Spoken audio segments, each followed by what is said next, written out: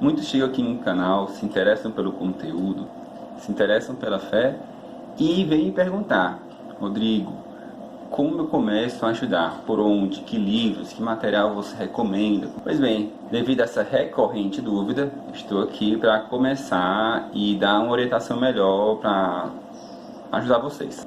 Então, se você está aí perdido, querendo se encontrar, esse vídeo é obrigatório para você que está querendo entrar na fé agora. Então, se liga aí e vamos nessa.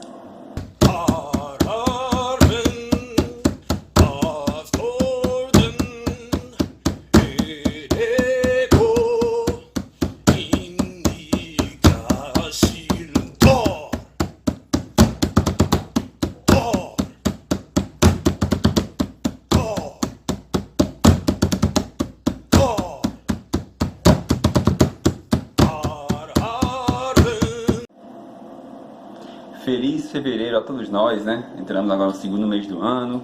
Eu sou o Rodrigo Rodrigues, Mandarim do Norte, e estou aqui para, mais uma vez, apresentar um conteúdo para vocês. Antes de mais nada, eu queria falar que já está começando a movimentar as redes sociais, tá bom? Eu já criei o Instagram, o Facebook, Andarilhos do Norte. Vocês procurem lá, tá bom? Vou deixar aqui o link também para vocês seguirem. Ainda vou começar as postagens, estamos organizando algumas coisas, mas se vocês já puderem ir seguindo lá também, eu agradeço bastante e vai ter mais conteúdo para vocês, tá bom? Sempre vou querer oferecer mais opções e o melhor para a comunidade aqui no Brasil. Bom, vamos lá.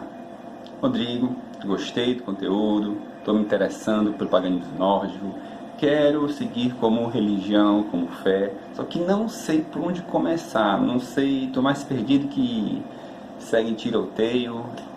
Como é que eu faço, né? Por onde eu começo? Que livro eu começo? Bom, essa questão é muito particular de cada um, certo? Cada um tem uma forma de estudar, de entender as coisas, né? De absorver conteúdo. Mas a gente precisa ter uma base, até para a gente criar nossa própria maneira de fazer as coisas, nossa religiosidade, nossa espiritualidade. Precisamos ter um começo, né? Para a partir daí ir destrinchando. A sugestão que eu faço é o seguinte: primeiro conheça os mitos nórdicos. Mitos são narrativas, certo? Vou falar aqui, vou falar várias vezes em outros vídeos. Mito não é mentira. Mito, a tradução da palavra mito, a etimologia da palavra mito, remete a conto, narrativa. Então, mitos são as histórias dos deuses. Mitologia é o estudo dos mitos dos deuses, os contos dos deuses. Eu vou dar um exemplo aqui para ficar mais claro. A minha religião não é a mitologia nórdica, né? É o paganismo nórdico, né? Masatru, Hentley. Mas a gente usa a mitologia nórdica para entender a nossa fé, entende? Então, quando a pessoa fala que eu gosto de mitologia nórdica, o que está falando? Que gosta dos contos que explicam a espiritualidade daquele povo. Aquele cara não necessariamente está dizendo que ele é fé, que ele é pagão, que ele segue, entendeu? Mitologia nórdica é uma coisa, paganismo nórdico é outra, né? Uma usa a outra, a alternativa a outra, são coisas diferentes. E também não é ofensivo quando fala mitologia nórdica, porque mitologia não é mentira, é uma ciência, viu, pessoal? Lembre-se disso, ciência. Mitologia é ciência, logia, estudo, mito, narrativa, mitologia nórdica, estudo dos contos dos deuses. Assim como existem mitologias de várias outras religiões. Todas têm os seus mitos, seus contos, suas narrativas para explicar alguma coisa complexa. Então não está errado quando alguém fala mitologia nórdica, porque está falando da ciência. Ciência. Agora, quando é para se referir de fé, está falando da fé, da prática de espiritualidade, não é mitologia nórdica. Minha religião não é a mitologia nórdica, é paganismo. Outro erro muito comum é só estudar pela mitologia, sendo que tem outros instrumentos também para a gente fazer isso. O que? A arqueologia, certo? Infelizmente a mitologia, ela está muito atrelada aos escritos de quem não era pagão que foi escrito. Por exemplo, cristãos, porque os pagãos não escreviam em papel como a gente faz hoje, né? Isso foi bem posterior, bem depois de uma Escandinávia já cristianizada, entendeu? Então teve influência já da era cristã nesses escritos. A arqueologia muitas vezes pode conciliar melhor essas coisas. Ela explica muitas coisas que não tiveram tanta influência, pelo menos, da parte cristã da coisa, né? Porque modifica, né? Modifica um pouco o sentido. E às vezes até muito, às vezes modifica muito o sentido na visão cristã.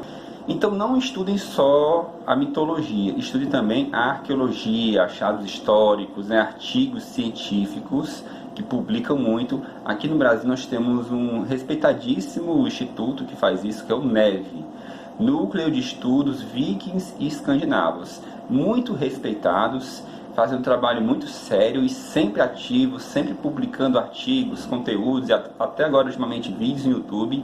Bom, recomendo demais. Eles ajudam bastante a gente a entender muita coisa dos escandinavos. Agora a pergunta, a gente vai ficar só lendo artigo científico? Aí a gente vai ficar só lendo as mitos e não praticar? Não. Isso é só para a gente ter uma base, a gente ter um começo e a partir daí estruturando nossa prática, nossa fé. A gente não pode ficar dependente disso, né? Uma coisa é fazer coisas sem embasamento nenhum, outra coisa é ficar dependente total da ciência e, tá errado tudo que não é desse jeito, porque no artigo da Suécia, que foi escrito por um cara lá, da Universidade de Uppsala, ele disse que é assim, a gente tem que seguir que é assim. Não. Entendam a diferença disso, pessoal.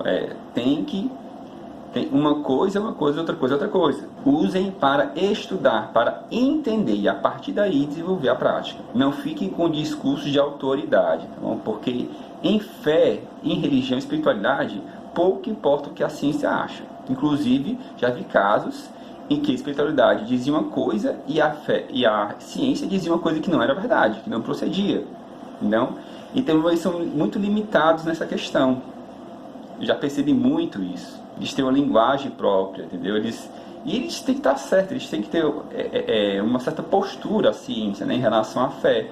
Porque é o método, né? A ciência é basicamente método, não é verdade absoluta, tá bom? Então, muito cuidado com isso, pessoal. Vamos, né, usar o bom senso. Dito isso, vamos para o assunto propriamente do vídeo. Eu recomendo primeiramente você estudar os mitos, né? A mitologia nórdica. Comece vendo a história dos deuses, as particularidades de cada um, personalidade de cada um, quais são as qualidades, o que cada um trabalha, o que cada um gosta, certo? A história do mundo, a criação do mundo, a destruição do mesmo, enfim. Onde lê isso? Onde que nós lemos a mitologia nórdica? Existem basicamente duas formas de fazer isso. Você vendo pelas fontes primárias e outras por outras fontes. Quais são as fontes primárias de estudo da mitologia nórdica? São as Edas. O que são as Edas? Edas são compilados de poemas nórdicos escritos pós-era cristã, né, depois da era pagã, era cristã, desculpa, que conta a história dos deuses, os mitos. No caso, existem duas Edas. Tem a Eda poética, que é antes, né? E tem a Eda em prosa, que já é mais posterior. Porque o nosso material é escrito em poemas. Por que é escrito em poemas, né? Diferente, não é um livro sagrado. Isso eu vou explicar posteriormente em um outro vídeo, falando especificamente mais sobre essa parte aí, tá bom? Mas tem todo um porquê.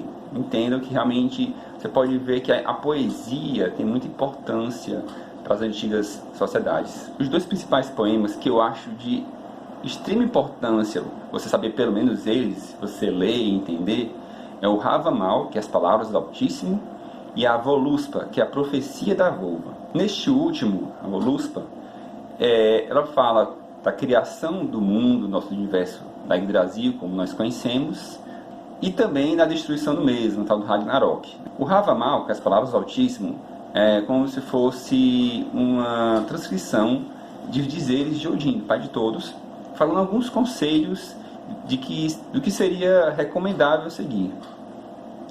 Agora, importante, pessoal, as Edas não são o livro sagrado da nossa fé, não.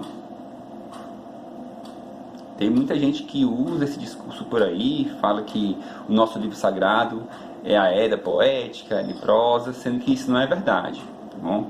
Diferente das religiões monoteístas, que têm livro sagrado, né? Aquelas palavras que tem na Eda poética são sagradas para a gente, têm importância muito grande? Com certeza, óbvio, né? Mas aquilo ali não é referência pra gente...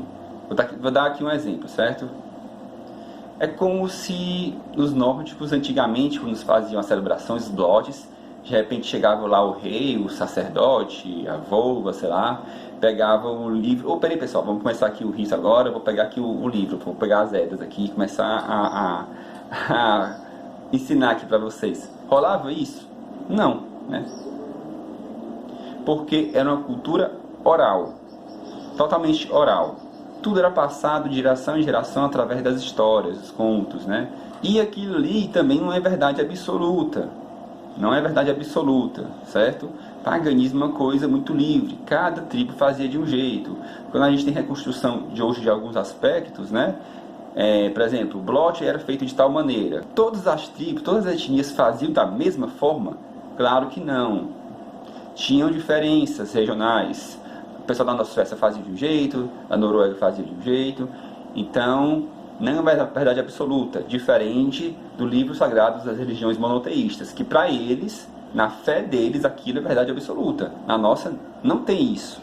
Existem regras, existem ritos, existem práticas, existem convenções, existem leis, mas não é verdade absoluta para ninguém. Aquela tribo faz daquela forma e aquilo funcionava para eles, né? E estamos em outros tempos, estamos aqui em 2020, as coisas evoluem, mudam e estamos no Brasil, nós não somos escandinavos, não somos nórdicos, então saibam diferenciar as coisas. Certo, eu falei que tem duas formas de estudar os mitos nórdicos. Uma é através das fontes primárias, que são as Edas, e qual é a outra fonte?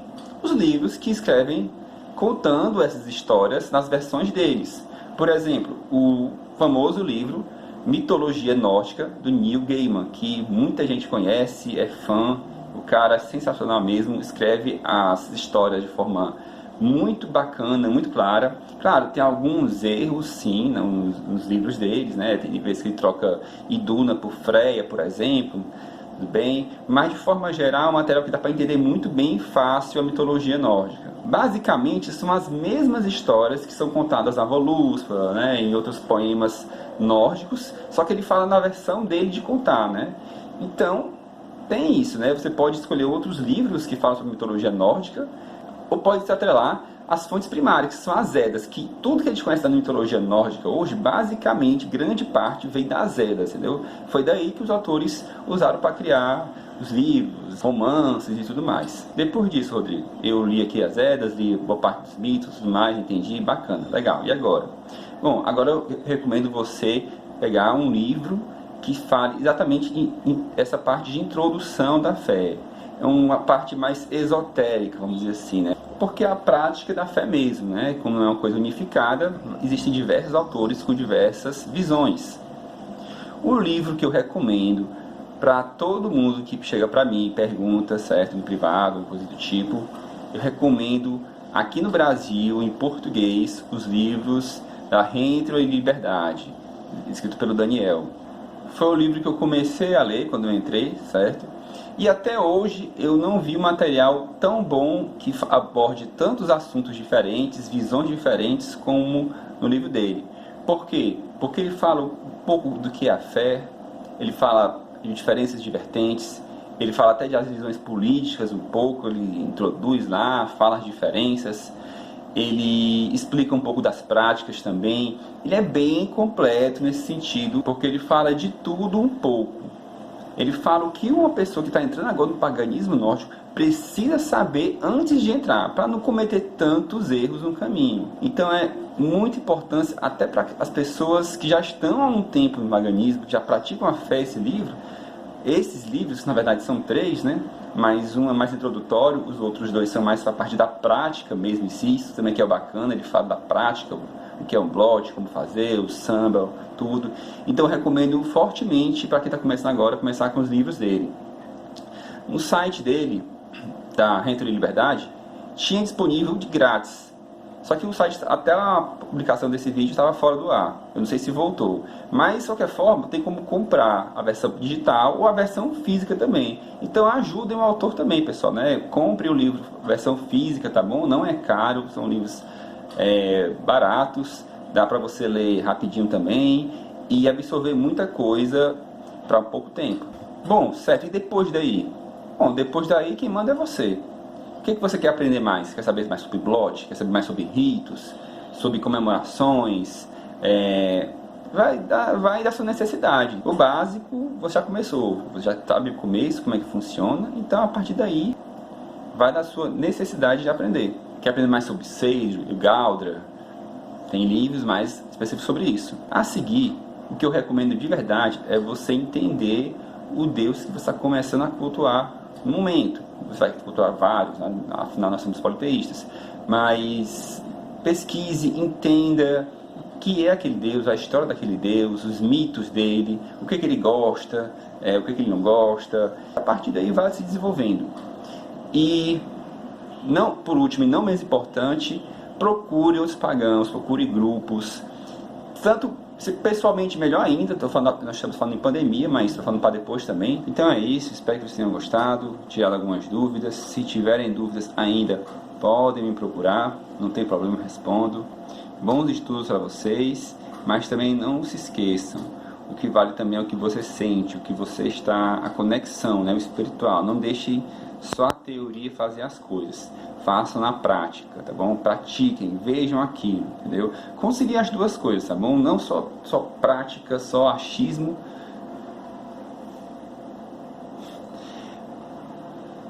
mas também não só teoria, né? Saibam conciliar as duas coisas, equilíbrio sempre, né? Estudo e prática, tá bom? Um abraço a todos e que os deuses abençoem. Tchau, pessoal.